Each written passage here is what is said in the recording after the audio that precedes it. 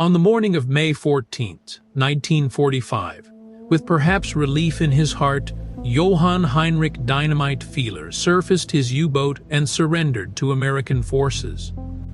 That one single act might have helped end the war with Japan. U-234 was alone in the middle of the North Atlantic, with no orders that still applied and no reason to return home. Germany had just surrendered. The cargo, perhaps the ace in its hold, a new kind of proximity fuse the Allies had never seen. Blueprints for engines that wouldn't exist in America for another decade. 2 Messerschmitt jet fighters, crated and ready for assembly. And luckily, perhaps, 560 kilograms of uranium oxide sealed in lead-lined cylinders. Official documents say that 2 Japanese officers accompanied the precious cargo, but they committed suicide before the surrender. Their real mission remains unknown. The submarine was towed to Portsmouth Navy Yard in Maine. The cargo was unloaded on May 23rd. 10 weeks later, an American B-29 dropped an atomic bomb on Hiroshima. The Manhattan Project had spent 4 years scouring the world for every gram of uranium it could find. By the spring of 1945, with the bomb almost ready, they were still chasing supply. And on the East Coast, conveniently, a captured German U-boat delivered 560 kilograms in May, and no one knows where it went. To understand U-234, you have to understand what Germany was trying to do in the spring of 1945. By March, the Reich was finished. The Red Army was in the suburbs of Berlin. American and British forces were across the Rhine. Hitler was alive, but not for long. And in a Kiel shipyard, a single submarine was being loaded with the last hopes of the Axis war effort. U-234 was a Type XB, the largest U-boat Germany ever built. Originally designed as a mine layer, she'd been converted into a long-range cargo submarine. Her destination was Japan. The plan was a Hail Mary. Germany was losing. Japan was still fighting. If German military technology could reach Tokyo before the European war ended, jet engines, radar, U-boat designs, the materials Japan needed for its own atomic weapons program, then maybe the war in the Pacific could be prolonged. Long enough, perhaps, to change the terms of an Allied victory. Few people, on either side of the war, knew that Japan had an atomic weapons program. It was small. It was struggling. And by the spring of 1945, it was running out of uranium. The cargo of U-234 had been requested. The man chosen to command her was already a legend.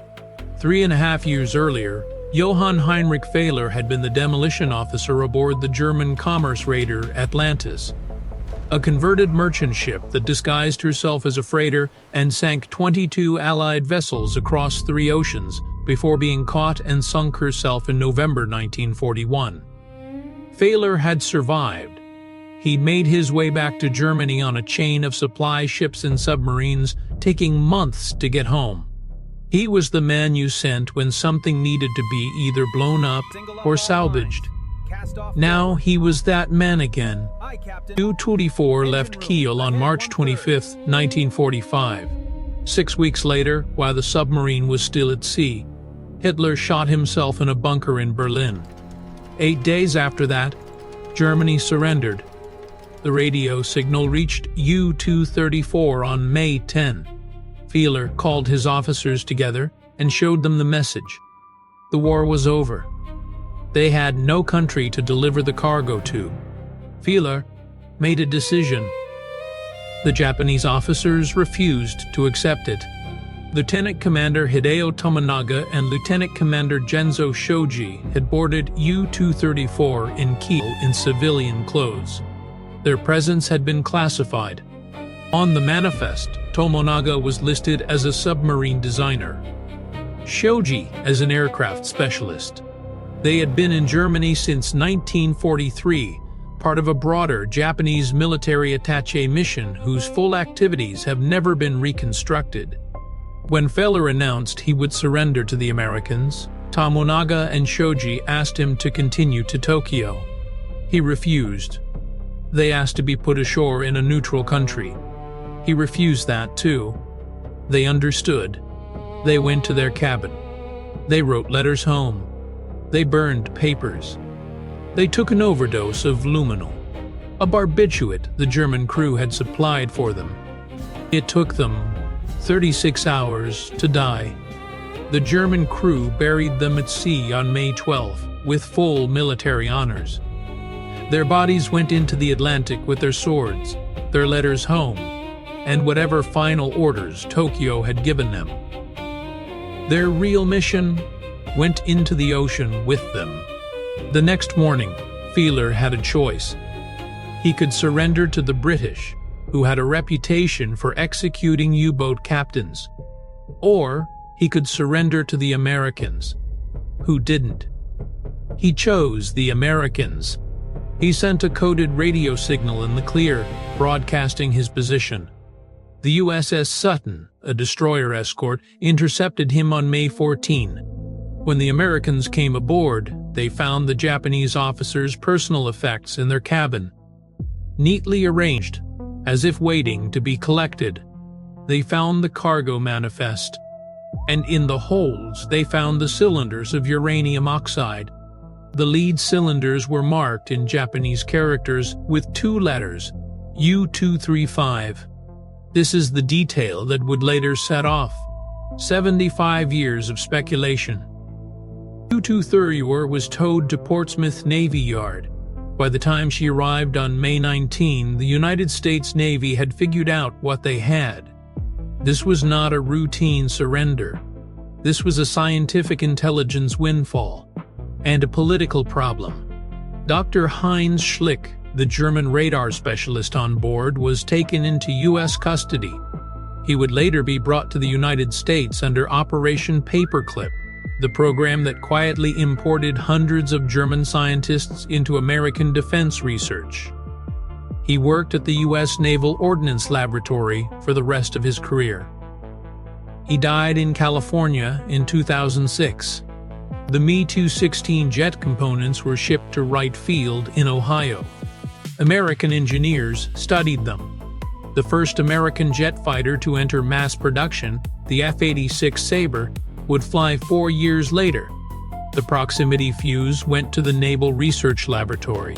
The blueprints for radar, for jet propulsion, for guided missiles were distributed across the American defense establishment. And the uranium, 560 kilograms of it, in 10 lead-lined cylinders, was unloaded on May 23, 1945. It was placed under armed guard. It was logged into custody. And then, in the surviving records, it disappears. Here is what we know about the Manhattan Project in the spring of 1945.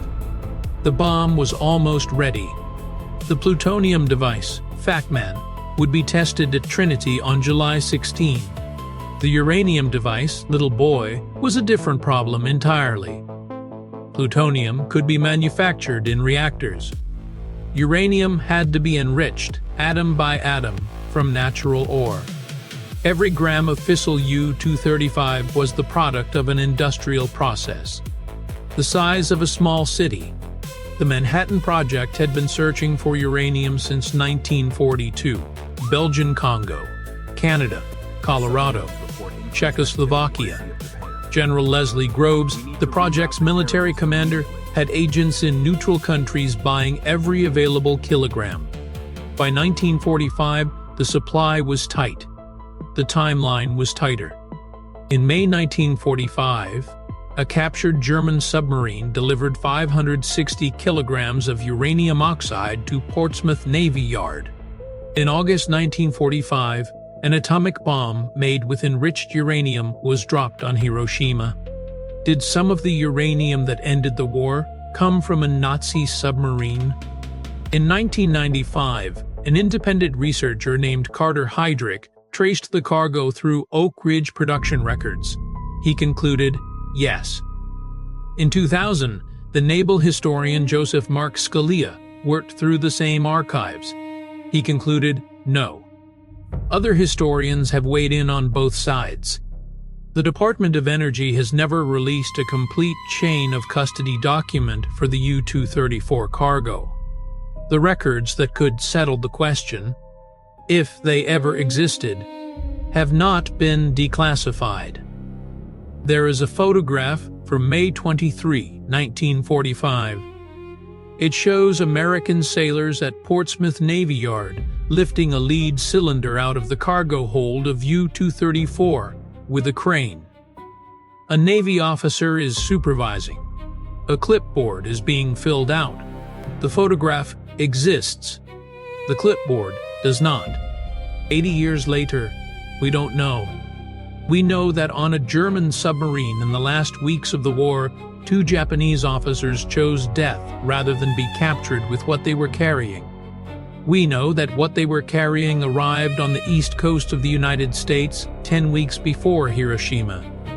We know that the records of where it went next were never released, or were never created. What we don't know is whether the bombs that ended the war were partly built with uranium that the Axis itself had tried to deliver. The answer is in a filing cabinet somewhere in Washington, or in Oak Ridge, or in a paper trail that was burned in 1945, or in the memory of men who are all dead now. The submarine still exists. Most of it. After the war, U-234 was stripped, towed offshore, and used as a torpedo target by the United States Navy. Her wreck lies somewhere off the New England coast, but that precious part of her cargo, unknown.